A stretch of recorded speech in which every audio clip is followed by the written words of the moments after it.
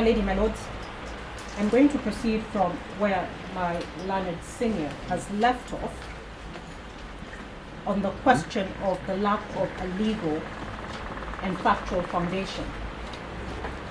And to set it off, I will start with the words of your brother, the late Justice Louis Onguto, in the case of Republic versus Director of Public Prosecutions, and another ex parte, Patrick Ogola Onyango, and others, which is at page 365 to 389 of the petitioner's supplementary submissions.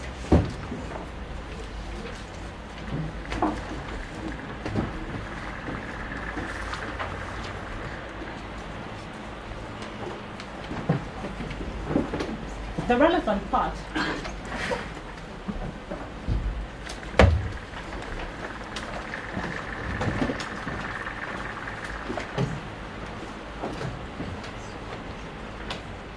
that I wish to refer us to is at page 381.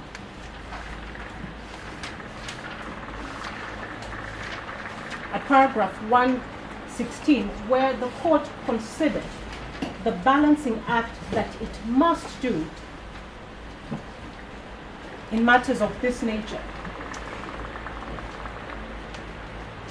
If you will permit me to read, Justice Onguto said, the court's twin approach in ensuring that the discretion to prosecute is not abused, if only to maintain public confidence in the criminal justice system, and at the same time balancing the public interest in seeing that criminals are brought to book, has led to rather contradictory principles. At paragraph 117, the judge notes, on the one hand, the courts have consistently held that suspects investigated and charged before trial courts can only have their way before the trial court.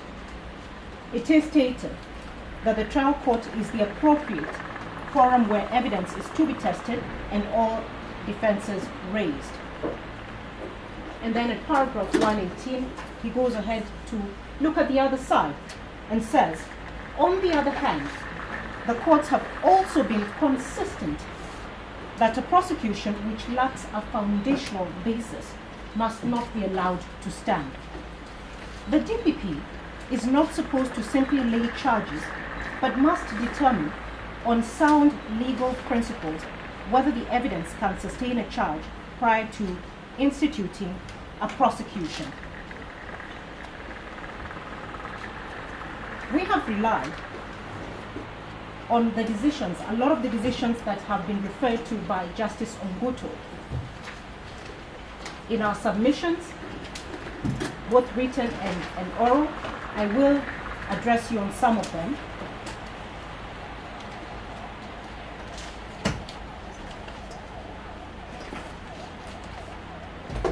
In carrying out this balancing act, I will request you to kindly turn over with me to page 382 of the same decision at paragraph 123. And this is the crux of the matter.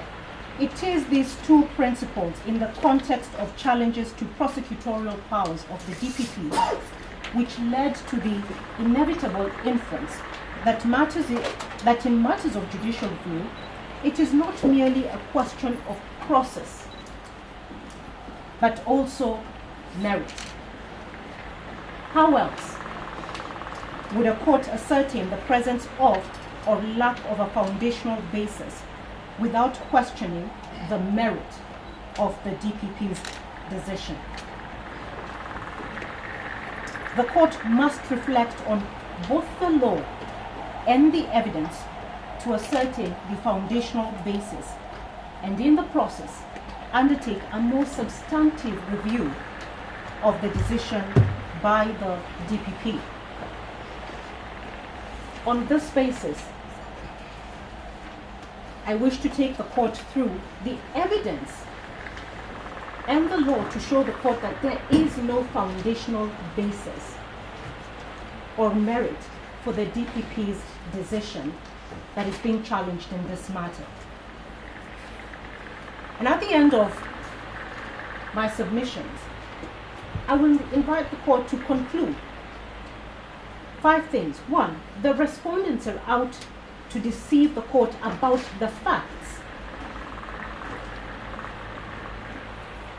2, the decision to prosecute was instigated by the DPP and predetermined by the DPP.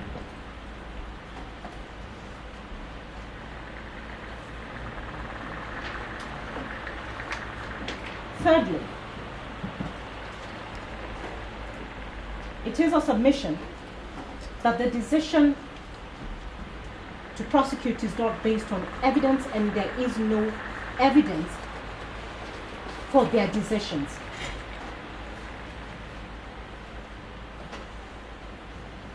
We will also say there is no basis for the charges that have been made. And my senior has taken us through some of the grounds covered. And then finally, that there is malice in arriving at this decision to prosecute the petitioner.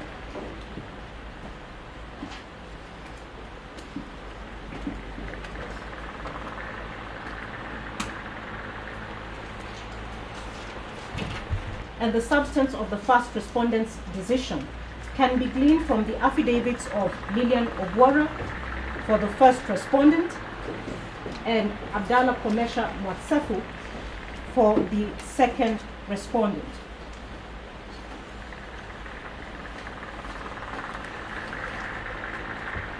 My ladies, my lords, I now wish to turn us to the affidavit of Lillian Ogwara. This is an affidavit sworn on filed in this court on 31st of August 2018 at paragraph 17 to 20.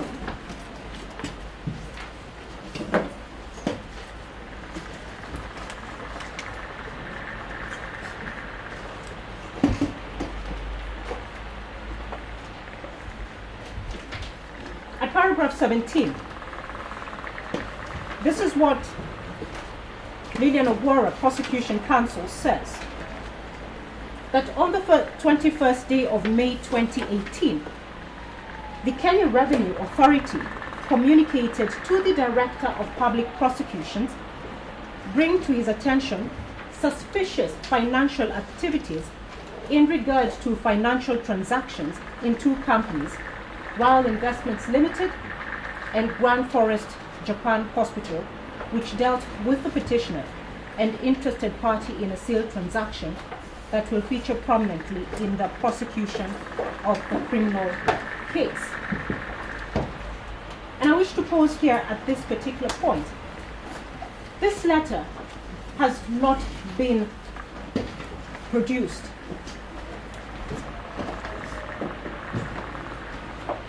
It has been put out to you as the basis of the investigations or the prosecutions that the DPP seeks to mount.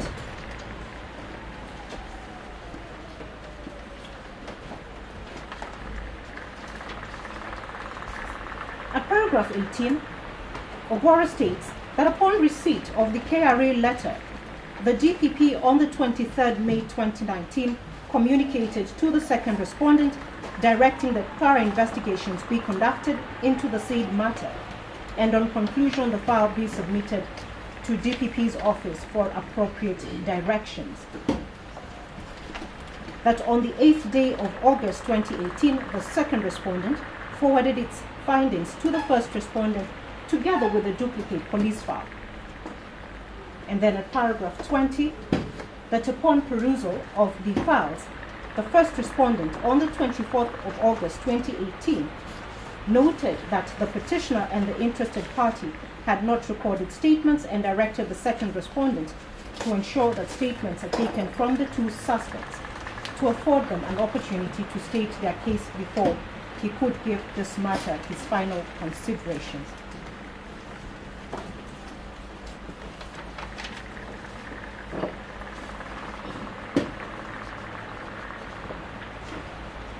Now,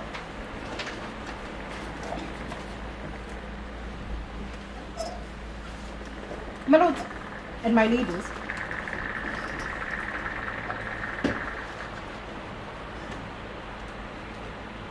if we turn to the affidavit of Abdallah Komesha Motsefu, it is a big document, filed in court also on 31st of August 2018. He acknowledges at paragraph 19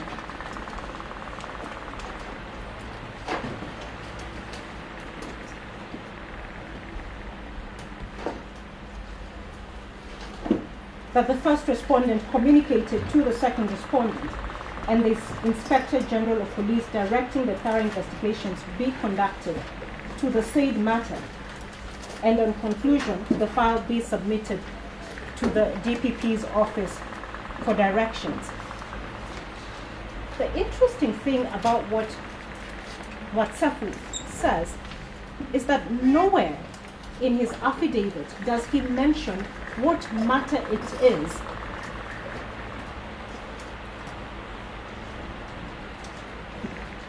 he was supposed to investigate.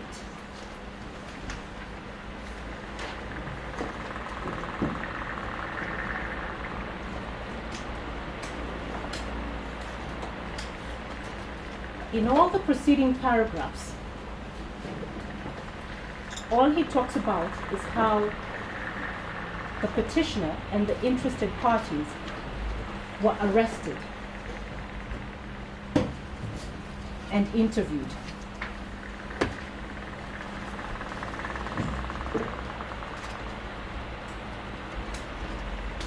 Again, by the time we come to the end of the evidence presented by the DPP and the second respondent, you will notice that there has been a metamorphosis of where the investigations started from to the charges that are eventually laid. There is no connection between what was being investigated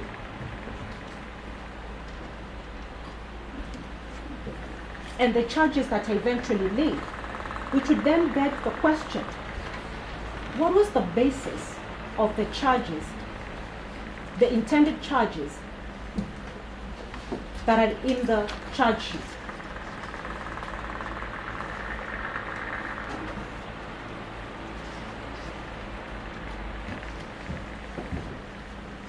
It is my submission,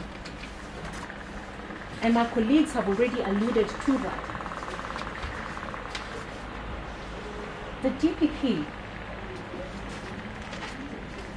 having instigated the charges by himself of his own initiative, went about on a roving expedition to find whatever doubt they could pick against the petitioner, and if they did not find any, they would make up some and throw it at her anyway.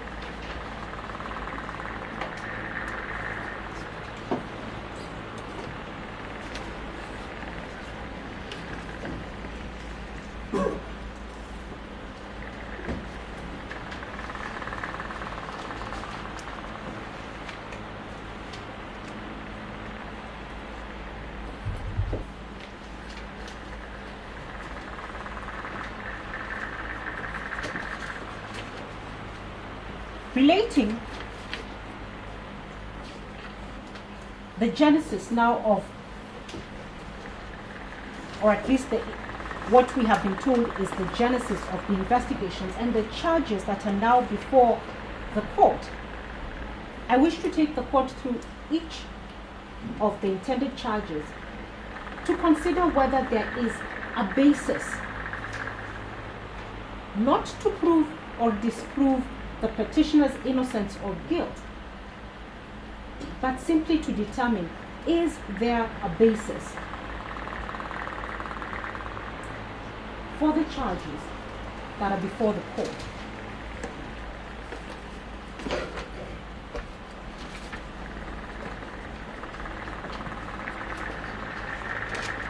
Some of those questions have been dealt with by my senior who spoke before me.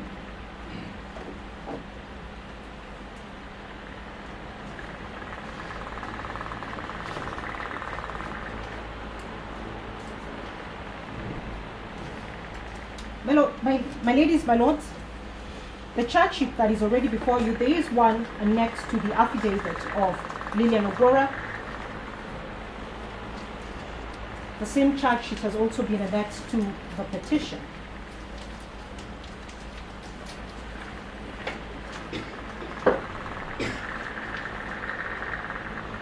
Count 1 is a charge of abuse of office contrary to Section 46. I do not intend to take you through this again, but there is one fundamental element, and that is the question of who is the complainant. For a charge to be sustained, there first must be a complainant.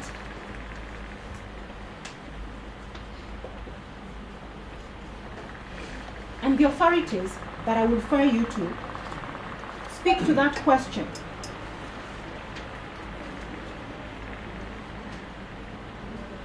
On the basis of what is presented, the elements and the charge, the only complainant to this charge can be Mohamud Ahmed,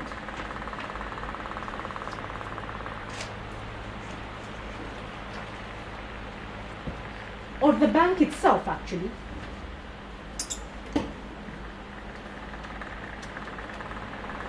Nowhere do we have any document showing that the bank laid a complaint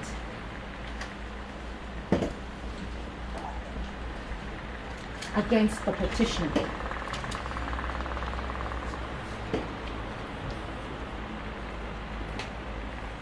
And this would tie in with the other submissions that we've made, that this is a civil transaction sought to be turned into a criminal case, even where there is no basis for it.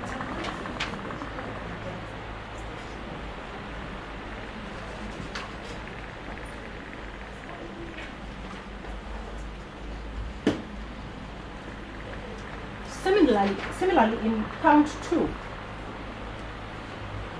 the charge is obtaining execution of a security by false pretenses, contrary to Section 314 of the Penal Code. The particulars are that the petitioner and the interested party on the 12th January 2016 at Imperial Bank headquarters in Westlands, Nairobi, within Nairobi County, jointly and with intent to defraud, induced Mohamud Ahmed, the receiver manager, Imperial Bank Limited, in receivership to execute a discharge of charge. Where is the complaint by Mohamud Mohammed? He is the only one that can complain and lay a basis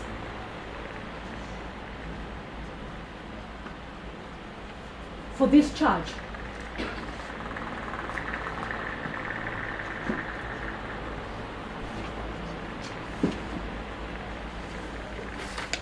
Because without a complainant, you cannot then sustain a criminal prosecution.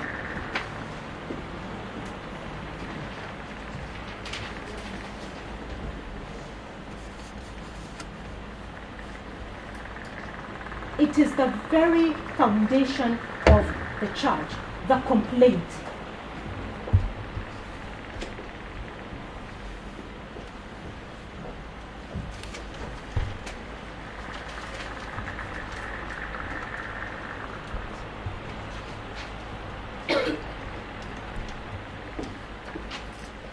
Counts 3 to count 7 in the charge sheet all deal with the question of unlawful failure to pay taxes.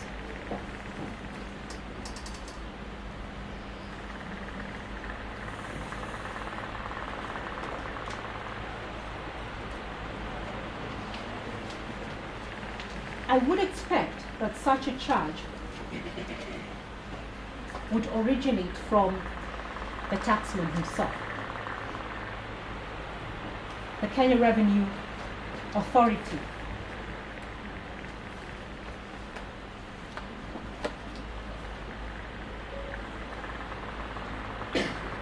As the basis of the complaint, and this is where we start saying that there are falsehoods being placed before the court.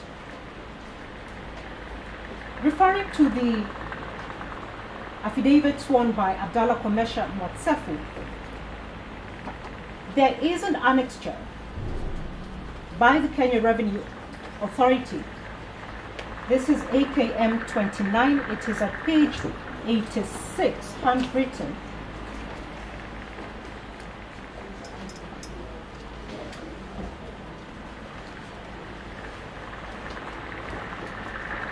Of the second respondent's affidavit in reply. Page 86.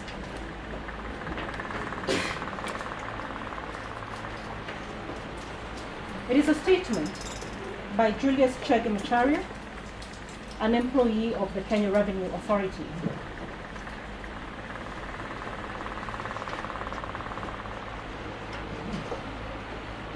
And this is what he stated. If you permit me to read paragraph 3, just a couple of sentences. He says, I recall on, the date is not given, no date, dash day of August 2018, I was tasked by my boss, the Commissioner, Intelligence and Strategic Operations Department, to review our records with our view to providing information that was requested by the Director of Criminal Investigations, read their letter reference number that, which had requested confirmation of stamp duty and capital gains payments in relation to properties listed in the letter that were bought and sold by the taxpayer. DCI, who is requesting this information,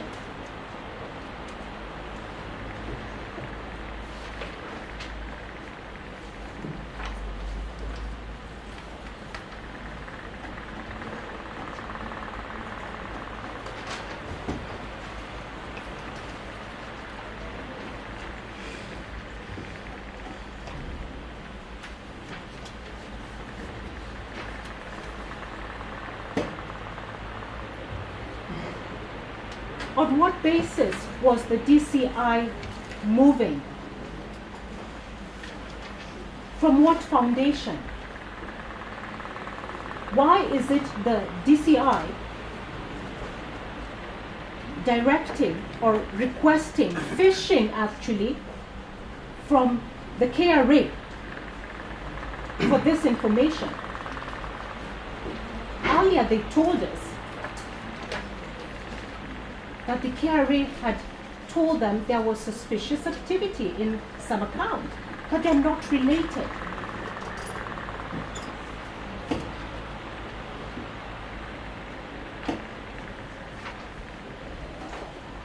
When one starts to pull the thread,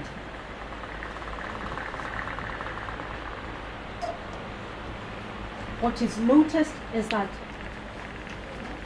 the complaints come from the DPP or the DCI, and not the complainant themselves. And at the end of the day, The court must then look at all the facts and determine that there is malice. And so, just to clarify that point, you say that initially the complaint had come from? An alleged complaint had come from the KRA, and that evidence is not before the court, therefore we cannot determine whether there was in fact a complaint from KRA.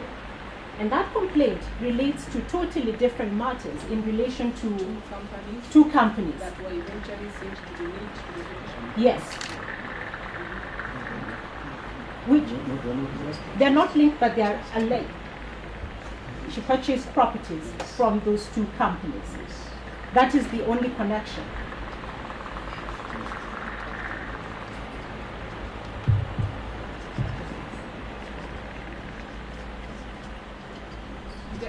And what we need is just that yes. What you're suggesting is that these investigations seem to have been abolished out of that totally unrelated to anything precisely. Else, without basis, but you had earlier mentioned this current investigations that were eventually sent to the linked to the petitioner by virtue of some transactions. Yes, but I'm now saying that this new investigation is a new matter out of the blue. It does not relate or connect to the earlier request or suggested request. In this case, the request is flowing from the DCI to the KRA.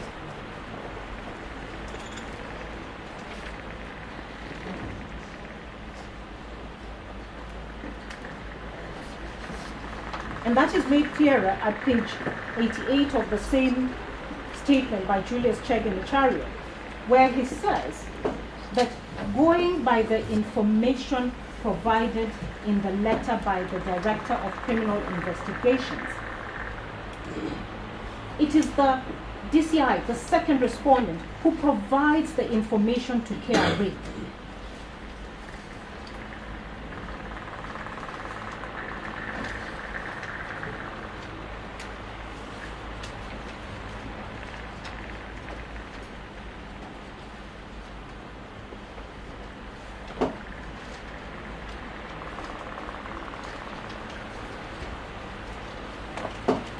It is important where this complaint is emanating from,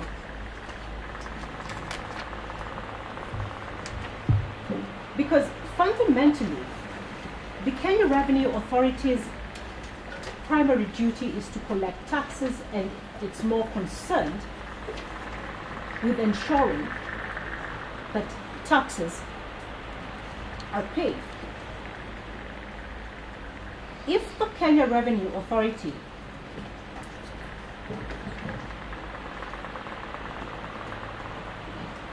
was not satisfied or had a reason to believe that taxes had not been paid, as with practice shown, which I would ask the court to take judicial notice of, you first contact the taxpayer.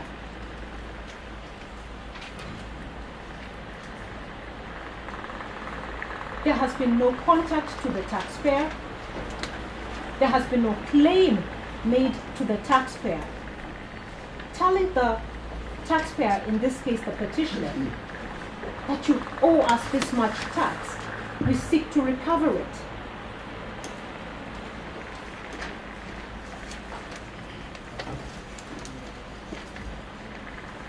What instead the DCI is doing is jumping to criminalize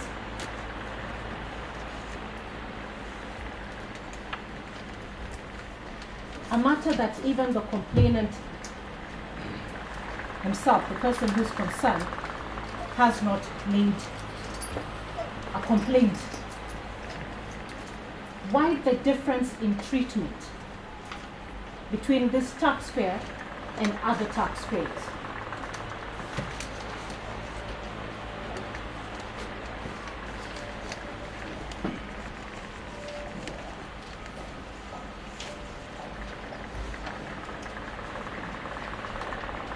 I wish to move to Count 8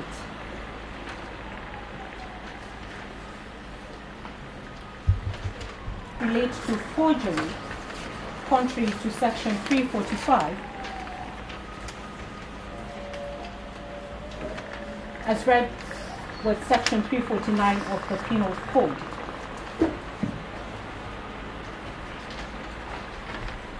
It has been alleged, and the particulars that are provided, that on an unknown date, this is count 8, and placed in the Republic of Kenya, jointly with others, not before court, with intent to defraud, forged a certain document, to wit, Kenya Revenue Authority Stamp Duty Declaration Assessment and Pay-in Slip, the S number that, dated 4th December 2014, purporting it to be a genuine and valid stamp duty declaration assessment and pay-in slip issued by the Kenya Revenue Authority. Now, for this charge to stand, again, there must be a complaint directly from the Kenya Revenue Authority saying, this is not our document. They are the makers or the alleged makers of the document. That evidence is not before the court, and you will not find it in any of the statements that have been supplied.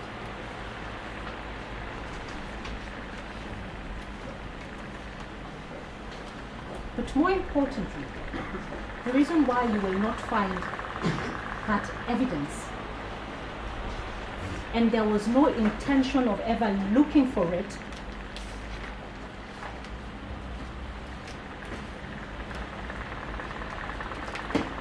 is because looking at the affidavit of Abdallah Komesha Mwatsefu, at paragraph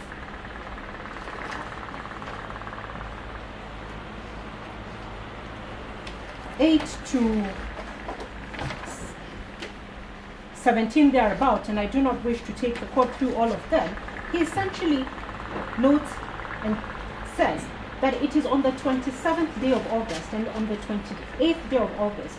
Number one, on the 27th, the interested party who had possession of the documents that are alleged to be the basis of the forgeries was arrested on the 27th day of August, 2018. That is when they obtained these documents that now form the foundation of a charge for forgery.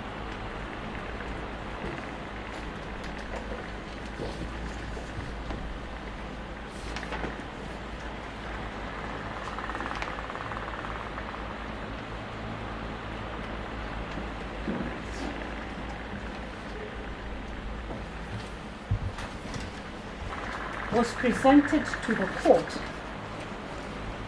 on the 28th day of August 2018, 1 day later.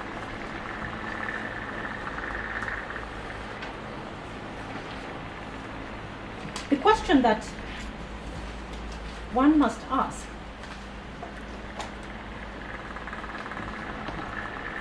is, at what point were the documents seized from the interested party presented to the rightful complainant, the Kenya Revenue Authority, who would then provide a report and say, this is not our document? And was that even ever done?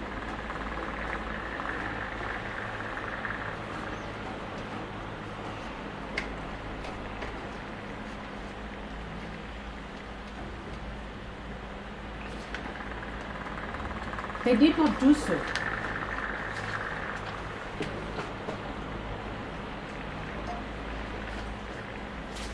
It is even worse because the petitioner was interviewed on the 28th day of August 2018.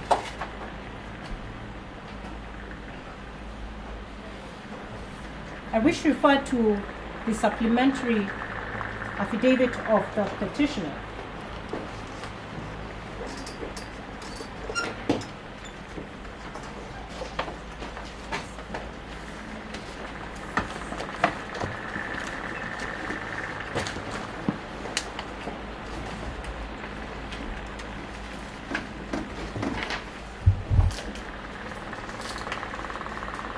sorry, I beg your pardon, to the original affidavit of the petitioner in support of the petition,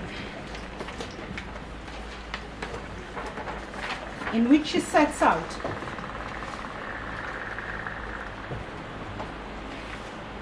the chronology of events between when she was confronted with these allegations and her arrest.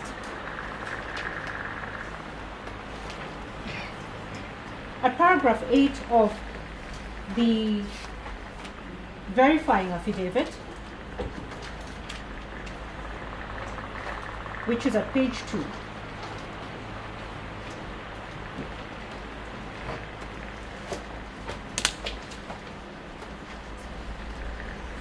the petitioner states that at about at paragraph 7, at about 10 hours, the Director of Criminal Investigations, accompanied by the first respondent and other persons, presumably law enforcement officers, visited the boardroom to arrest me for the purpose of arraignment before the Chief Magistrate's Court. At paragraph 8, she states that at about 13:30 hours, I was arrested and taken to the headquarters of the Directorate of Criminal Investigations, Mazingira House, where I was further interrogated by officers attached to the same department, and for the first time confronted with the basis of the allegations against me. And then in paragraph 9, she states that I have come to learn that during my interrogation at Mazingira House, the first respondent made a press statement that was broadcast live on a number of national media outlets, purporting to justify the decision to prefer the criminal charges against me and the threat, and thereat effectively announced to the public that I was due to be arraigned in court to plead to the said charges.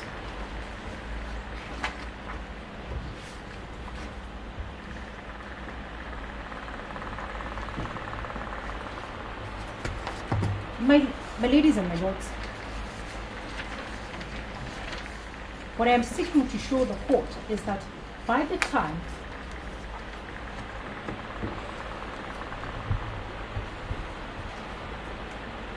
these charges were being presented to the court, no proper investigations had been carried out. The Kenya Revenue Authority could not have been the basis of the complaint or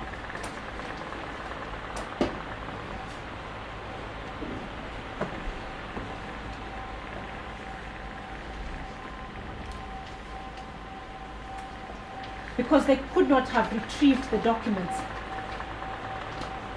from the petitioner on the same day, subjected them through the investigation process, and arrived at a decision to prosecute.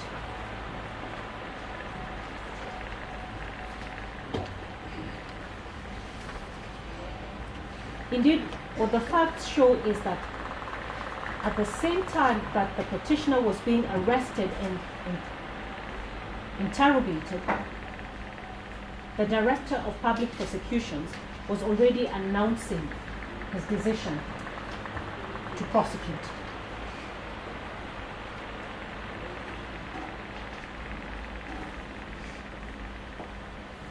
That would explain why count 9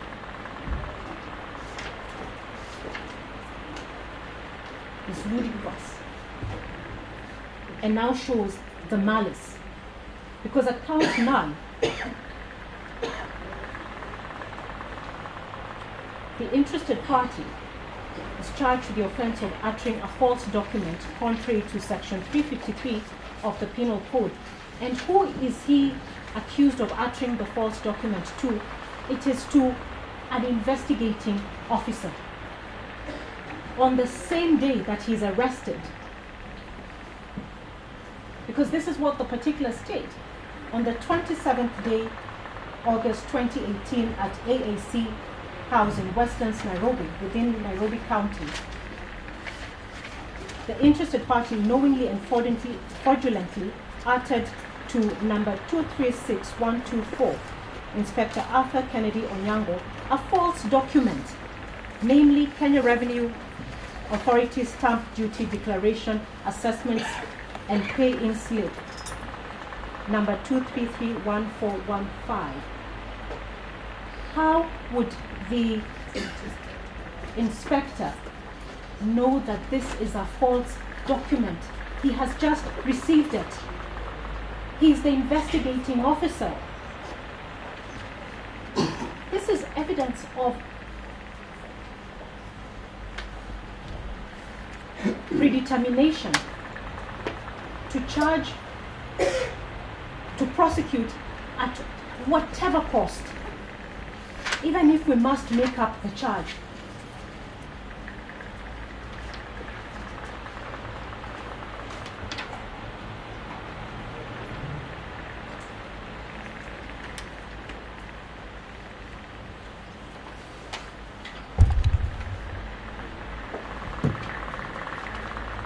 It is evidence of malice. And then count 11 and count 12 deal with, again, forgery of documents, in this case documents alleged to be authored by National Bank of Kenya. There is not a single recorded statement from any official of the National Bank of Kenya.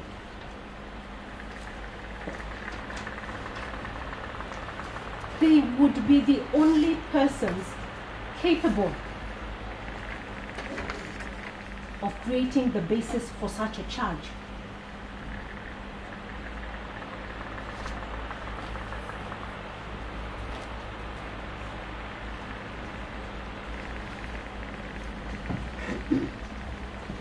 And for this, I now wish to refer you to the authority of Stanley Munga Githunguri,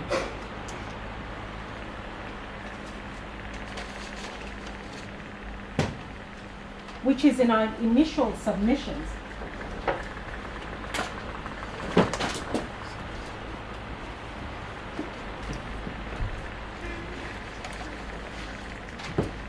At page 243 to 255, but the passage I wish to refer you to is at page 255, where the court stated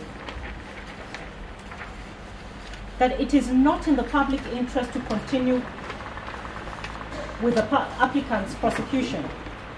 It is one of the few occasions when public policy is logical. A prosecution is not to be made good by what it turns out. It is good or bad when it starts. At the start of this intended prosecution, we do not even have the basis of the charge. It cannot stand. If the complainant is not there, the basis of the charge is not there, the prosecution is already bad from the start.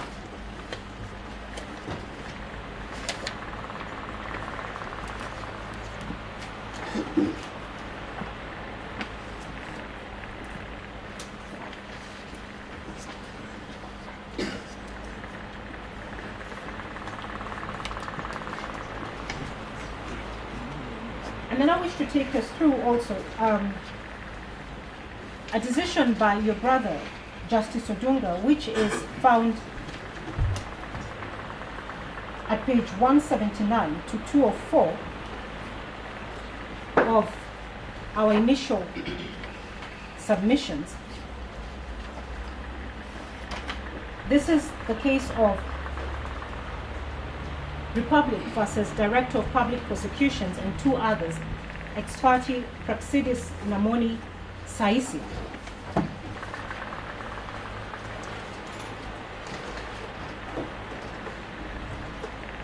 At page 194 of that decision,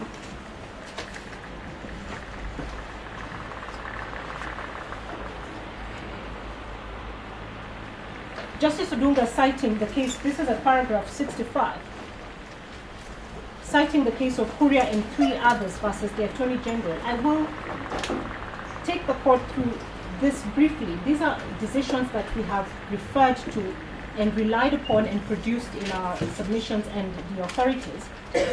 I just want to quickly take the court through the principles enunciated by other courts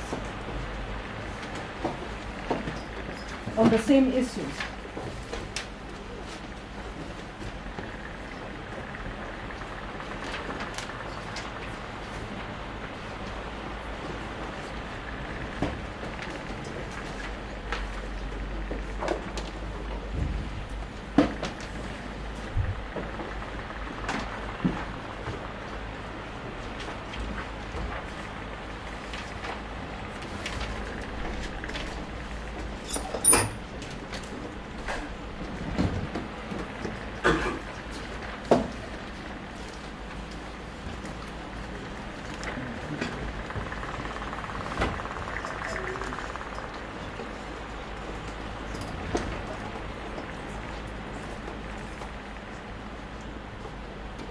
At paragraph 65, towards the middle, there is a highlighted portion, and then right after it, about a sentence or two. The court noted the invocation, the sentence starting, the invocation of the law, whichever party, should be by whichever party in unsuitable circumstances or for the wrong ends must be stopped. As in these instances, the goals for their utilization is far for that which the courts, indeed the entire system, is constitutionally mandated to administer. In the instant case, criminal prosecution is alleged to be tainted with ulterior motives, namely to bear pressure on the applicants in order to settle the civil dispute. It is further alleged that the criminal prosecution is an abuse of the court process, epitomized by what is termed as selective prosecution by the Attorney General. It would be a travesty to justice, a sad day for justice, should the procedures or the processes of court be allowed to be manipulated, abused, and or misused, all in the name that the court simply has no say in the matter, because the decision to so utilize the procedures has already been made.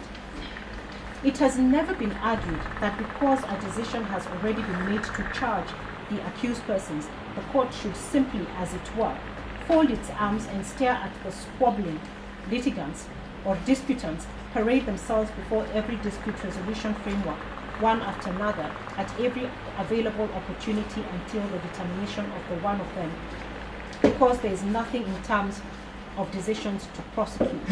We are saying that the court process is being manipulated. The DPP, the first respondent hearing, is manipulating civil matters to conjure up a criminal charge.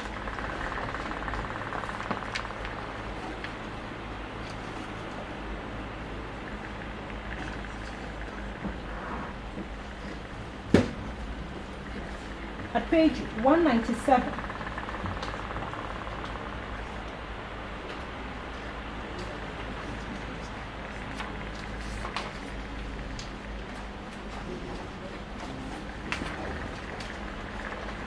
at page 197 of the same decision, paragraph 71, the court states that it is now clear that even in the exercise of what may appear to be prima facie absolute discretion conferred on the executive, the court may interfere. The court can only intervene in the following situations: where there is an abuse of discretion, where the decision maker exercises discretion for an improper purpose, where the decision maker is in breach of the duty to act, where the decision maker acts in a manner to frustrate the purpose of the act donating the power, and where the decision maker fetters the discretion given, where the decision maker fails to exercise discretion, or where the decision maker acts in an irrational and unreasonable manner. And then turning over to paragraph 74 and 75 at page 198, which I would really like to emphasize.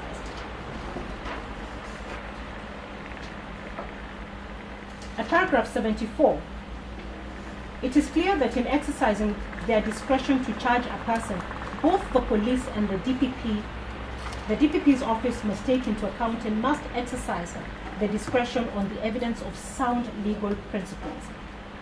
And then the judge cites the decision by Justice Ojwang as he then was.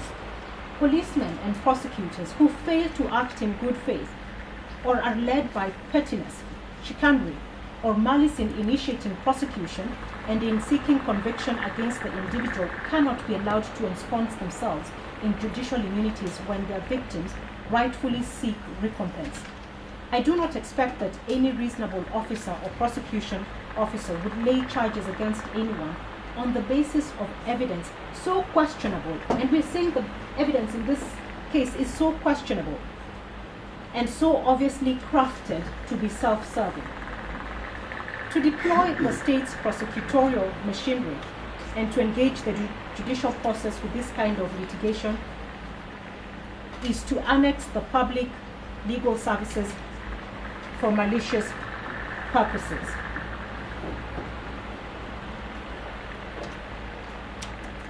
I will not read through paragraph 75, but I would like for it to be highlighted as a significant paragraph so that I can conclude.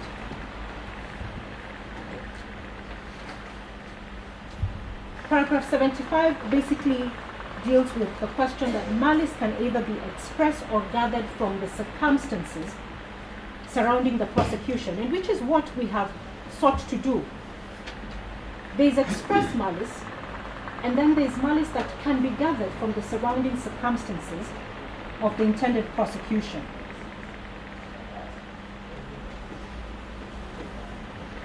I'd like to conclude with the words of Justice Aburilu, which is found at, in the decision of Bitange Ndemo versus Director of Public Prosecutions at page 205 to 229 of the initial submissions. At page 226, paragraph 152, again, in a matter that dealt with similar complaints against a public officer, this is what the judge had to say.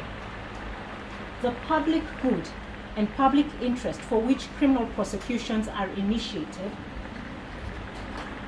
will be lost.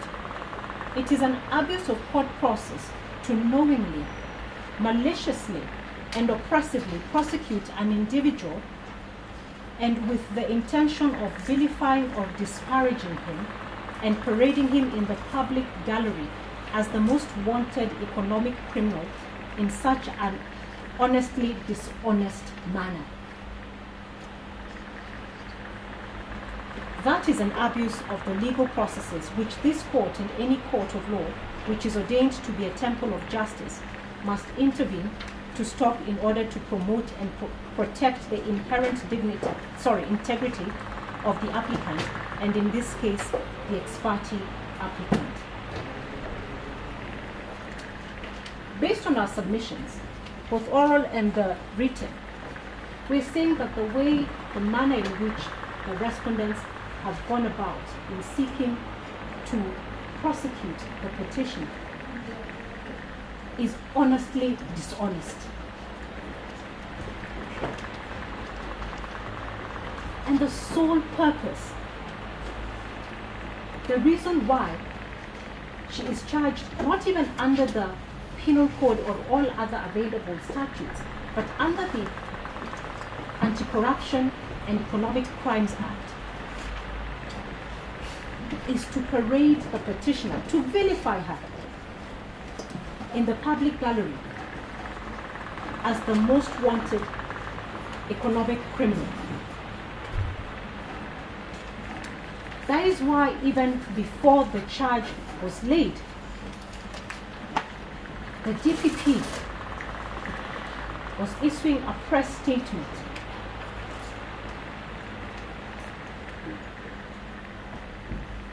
in which he prejudged the petitioner as being guilty in violation of her rights under Article 52 to the presumption of innocence.